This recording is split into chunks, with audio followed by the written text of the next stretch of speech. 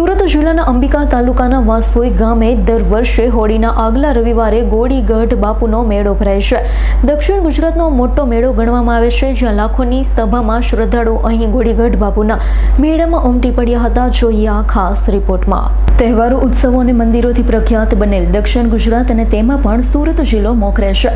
આવનારા દિવસોમાં હોળીનું પર્વ આવનાર છે, ત્યારે ઠેર ઠેર હોળી પર્વની તો ઉજવણી કરાય છે, પરંતુ સુરત જિલ્લાના આદિવાસી વિસ્તાર ગણાતા એવા અંબિકા તાલુકામાં કંઈક અલગ રીતે હોળી પર્વની ઉજવણી કરાય છે. અંબિકા તાલુકામાં વાસફોઈ ગામ આવેલું છે, જ્યાં વર્ષોથી ગોળીગઢનો મેળો ભરાય છે. આ મેળો હોળી પર્વના આગળના રવિવારે જ વર્ષોથી યોજાય છે, જ્યાં દક્ષિણ ગુજરાતમાંથી લાખોની સંખ્યામાં શ્રદ્ધાળુઓ ઉમટી પડે છે. આ મેળો યોજવાનું કારણ પણ એવું છે કે લોકવાયકા મુજબ વર્ષો પહેલા અહીં ગામમાં બે ભાઈઓ રહેતા, જ્યાં હાલ મંદિર બનાવવામાં આવ્યું છે. બે ભાઈઓના મૃત્યુ બાદ ગ્રામજનોએ ત્યાં પાળિયા બનાવી પૂજા અર્ચના શરૂ કરી. સામાન્ય રીતે અહીં ગુમડા, ઓરી, અછબડા જેવા રોગ થાય તો બધા માનતા રાખતા હતા. બંને ભાઈઓની યાદમાં અહીં ગોળગઢ મેળા તરીકે તેઓએ ઉત્સવ ઉજવણી કરવાનું નક્કી કર્યું. જેઓ પણ અહીં માનતા રાખતા હોય તેઓ ગોળીગઢ આવે છે, રોગ સારો થઈ જાય, લોકો અહીં પોતાની માનતા પૂરી કરી જાય. ગોળીગઢ મેળામાં મંદિરની ફરતે મોટી સંખ્યામાં વેપારીઓ સ્ટોલ પણ લગાવે છે, રોજી રોટી પણ કમાય છે. વર્ષોથી અહીં શ્રદ્ધાળુઓની સંખ્યા વધતી જાય છે.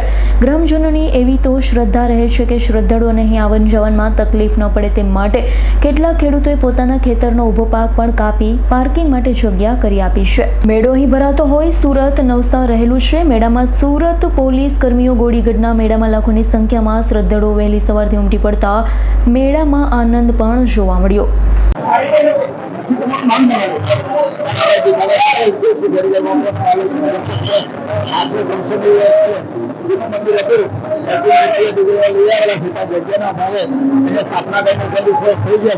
બાપાને એટલે આશા છે કે શરીરના કોઈ પણ બધા શરીરના કોઈ પણ પ્રકારનું રાત ગુંગળા અને લગતા શરીરની ગાંઠો કાઢી નાખે છે. કાયદેસર મંદિર આસ્થાનું શરીર બધાને બાટો લેતા નથી. મંદિર માટે બધા મંદિર પુરાવા માટે બીજી તમને આવશે પસારો હજી સબ પદ્ધતિ એક દવા જેવી છે. કોઈ ચીને કોઈ કરે છે બાપા જનકારો કરે છે. દર રવિવારે છેલ્લા રવિવારે 15 કરતા છે. બાપાને બેઠો છે.